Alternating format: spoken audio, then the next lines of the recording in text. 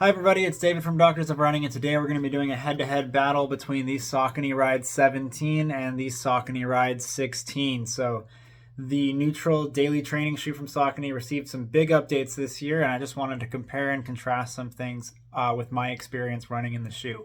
So going over specifications first, just to kind of compare across the board, very similar for the most part.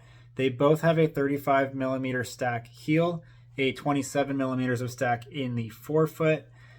They both are 8 millimeter drops. They're both in that 9 ounce range, but the Saucony Ride 16 is a little bit lighter. It's 9.1 ounces, men's size 9, and it is 9.9 ounces in the Saucony Ride 17. In grams, that would be 282 grams in the Ride 17 compared to 258 grams in the Ride 16. You see similar differences across the women's sizes. So women's size 8, we're looking at 8.4 ounces in the Ride 17 and 7.8 ounces in the Ride 16. And the grams are similar as well, 238 to 221. So the Ride 17 gained a little bit of weight. So we'll talk about that a little bit why later. Looking at the upper, just comparing the two, overall fit, accommodation, everything just feels a little bit more plush in the Ride 17. The engineered mesh upper does feel softer. I will say the volume in the forefoot and across the dorsum of the foot here with the lacing system just feels like it has a little bit more volume, which I don't mind because the Ride 16 actually did have a pretty tight lockdown. It was a little bit more on the snug side and had kind of a performance feel to it. So that is noticeable. The material itself does feel a little bit softer. The tongue is gusseted in the Ride 17, whereas it was gusseted in the Ride 16 too, but it was just that lockdown was a little bit tighter. And from a padding standpoint, they feel pretty similar. I would just say I notice a little bit more volume in the midfoot and in the forefoot. The heel collar feels a little bit more plush in the Ride 17 again. I think it's pretty similar from the heel cup and everything around there. Width feels on par with the previous model as well. I think it might just feel a little more plush because it's newer around that heel collar. But yeah, everything feels pretty similar there. From a width standpoint, everything checks out as before. So normal to slightly narrow heel, normal midfoot, I'd say slightly wide forefoot. I mean, there's a lot of wide toe box shoes now. I mean, it was wide for the time, but now I feel like it's probably pretty normal. So normal to slightly wide forefoot space there. So big thing there is just noticing that little bit of increase in volume. I still think the lockdown's good on both. I didn't have any slippage or translation. One thing to note as well in this updated upper, there's a little bit of like a wrap here on the medial and lateral side, and it's almost like a firmer, like plasticky kind of substance there. And that's integrated with the lacing system, and that does feel like it holds the foot a little bit too. Whether or not that is helping with translatory kind of forces, whether it's medial lateral, that I don't know as much. That's harder to kind of quantify, but subjectively, I feel like I noticed it, and I do feel like my foot was held in a little bit better there. So all in all, similar experiences, but I would still say I actually liked the Ride 17 upper. This was a nice, comfortable, a little bit more plush upper, and it still didn't sacrifice lockdown doing so. Looking at the midsole now, so there is an update to the midsole as well. Now they both had Power Run Plus sock liners on the inside, but the Saucony Ride 16 had Power Run, the normal EVA midsole for Saucony, whereas the Saucony Ride 17 has Power Run Plus. And so that's the midsole that was the premium midsole, and that was in the Triumph beforehand.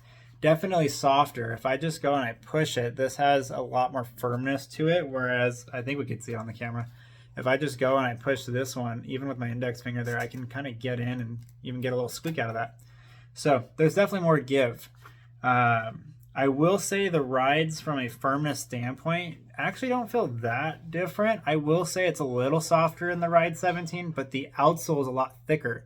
And so having that thick outsole, very grippy underneath on the Ride 17, I did feel like it firmed up that experience a little bit. So it didn't feel like it was like this marshmallow, pillowy, soft foam, even though it's noticeably softer, at least just like static standing or pushing on it between the Ride 16 and Ride 17, between Power Run and Power Run Plus. Looking at the ride of this shoe, they were pretty similar. It's still a Saucony Ride. A lot of the same things are still there. The heel bevel is pretty similar between the two. The toe spring, again, pretty similar between the two.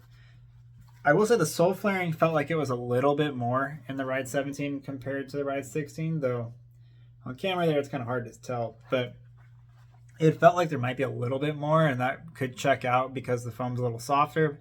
But again, pretty comparable. And so I would say the biggest thing I noticed was that firmness. The Power Run Plus does have a little bit more give to it upon landing, so you have a little bit less slappiness than you would in the Power Run. There's just less compliance in this, so it kind of hits a little bit harder.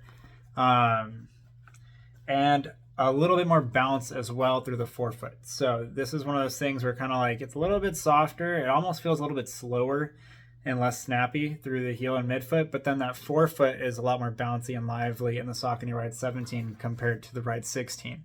And so doing strides, this actually felt really good. This is a pretty lively midsole, which I didn't really associate with before in the Triumph series. So it's kind of nice to see an update from the Ride 16 to the Ride 17 there, and kind of have a little bit of a different offering with Power Run Plus. I think it's still going to be that neutral workhorse trainer that you just log a bunch of miles on.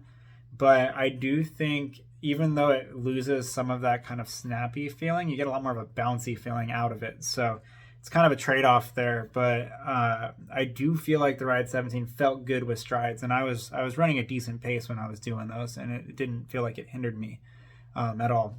And that weight gain, which was about 0.8 ounces, I didn't feel like it was that noticeable. I mean, maybe if I'm doing really light, just kind of shuffling my feet around, I might have noticed it. But once I picked up the pace, the midsole kind of made up for that, and I kind of forgot about the weight.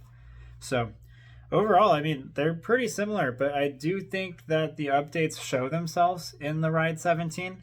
I'd be curious to see what you guys think when the shoe comes out. Should be coming out very, very soon after this video, but yeah, that's our comparisons between the Saucony Ride 17 and the Saucony Ride 16.